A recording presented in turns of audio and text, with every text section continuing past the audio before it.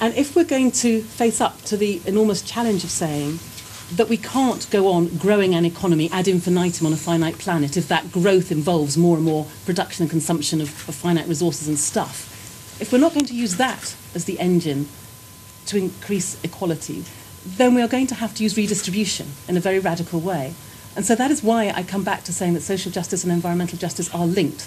This isn't us just becoming trendy and adding a few policies onto our policies. These policies have been at the heart of the Green Party manifesto right from the very beginning, right from the very early 70s. I think they're becoming much more relevant now because there's much more space for them, because no one else is talking about the social side of it. But it is intimately linked to our environmental policies and our economic policies. We've always said, you know, if you're trying to judge how green another political party is, then look not just at their environmental policies, look at their economic policies. And once you start to look at how you would radically restructure the economy to shift to a sustainable society in a very fast amount of time, that means that redistribution, that means that fairness, that means that social justice has to be part of it. Thank you. We'll go back to Michael. Let's go back to your earlier point where, unprompted by us, you said we wouldn't support David Cameron if he paid us. I wondered, Cameron took a risk with his own party. You know, he opposed the third runway at Heathrow, and the City and the FT didn't like that, and he went and ate those huskies up in wherever it was. Don't you give him any credit for that? He's a wonderful PR man. Sorry, I just will have to come in before you. He is great at showing that. But, you know, the image that sums it up for me is Cameron cycling to work and having the chauffeur behind him with his shoes and his briefcase. That's what it is about. He is trying to decontaminate the Tory brand quite effectively, and the environment was a good way of trying to do that. But I come back to saying, if you look at what his MEPs, for example, the ones I see on a daily basis, are doing in Brussels, they are not in the forefront by any means of environmental change. And yes, I'm very glad that they decided to support the position of saying no third runway at Heathrow. But then you've got Boris Johnson popping up and saying, well, let's have one in the middle of the Thames estuary. So, I mean, you know, it's not really a joined-up green approach. Is that why Darren feels such animus? Is it because he sees so much of Boris? Well, I have had experience now of a couple of years of Boris Johnson. It's not a green administration, and we also have seen a lot of the impact in terms of the lack of fairness. We're seeing bus fares going up. We're seeing the poor being hit. We're seeing some important regeneration schemes that have been lost. We've seen cuts at City Hall, and we've seen a lot of low-level spin on the environment. Boris is brilliant at planting the odd tree here and there, but in terms of the real solid investment programme to tackle climate change, improve public transport, actually switch people away from private cars towards public transport, cycling and walking, we're not seeing the seriousness in terms of those measures. I think the only reason why the Conservatives have managed to look quite green over the last couple of years has simply been because Labour in government has been so abysmally bad on the green agenda.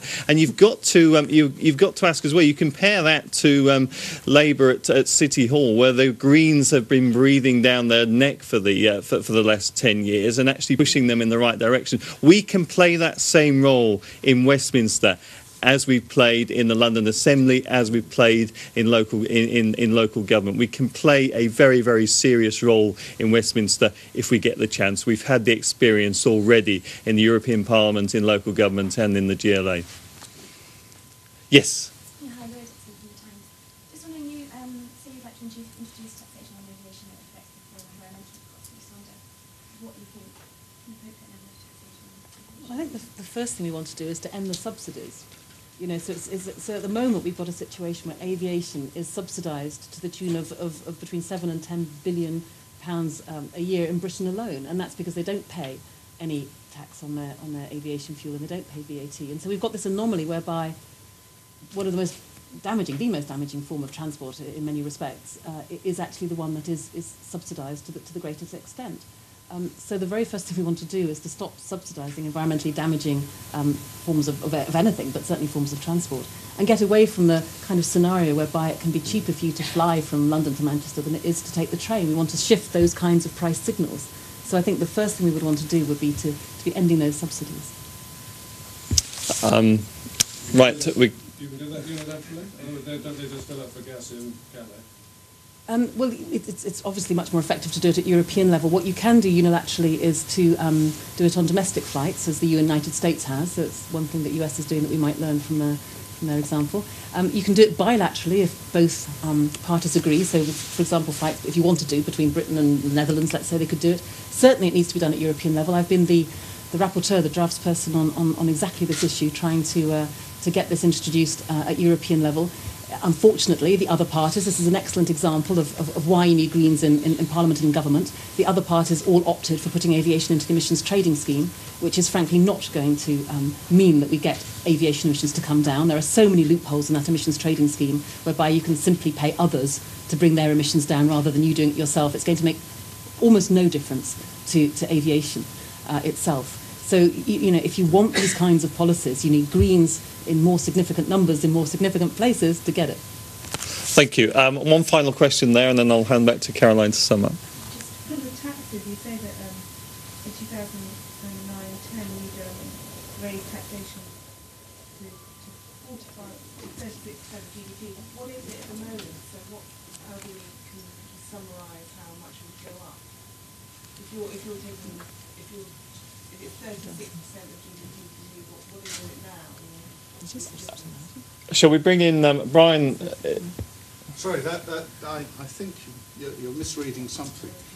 Taxation last year was 36% of GDP. That is historically rather a low figure. When Mrs. Thatcher was Prime Minister, it never went below 40%. We are going to gradually increase the proportion of taxation in GDP. You can't have a large public programme without doing that, and we'd probably wind up around 45%, something like that. When would that be by? We're talking about that by 2013, the period of this Parliament. So about 25% increase in 4 years. No, it's not the same as that, because some of the increase in taxes comes from growth in the economy, as well as the proportion you're taking out of the economy. Thank you. We'll hand now to Caroline just to sum up. Well, I just wanted to sum up by saying that these are tremendously exciting times for the Green Party. We are fielding more candidates, as we've said, than ever before, and we now really do stand on the brink of getting our first seats at Westminster. You've heard some of the data in Norwich South, where the Greens have come first in all of the last 3 local elections. They've topped the poll right across the city in the European elections. The Greens are now the official opposition on Norwich City Council. We know in London that the Greens are viewed as the real opposition to Labour. They've turned that key Labour seat into a Green battleground. And here in Brighton Pavilion, we're the odds-on favourites to win, but we're ahead in the local elections. We've got more councillors here in Brighton Pavilion than any of the other parties. In the European elections, we came ahead of all the other parties, double the Labour vote, 6,000 votes more than the Conservatives. An ICM poll in December put us at 8 points ahead of the Tories, 10 points ahead of Labour.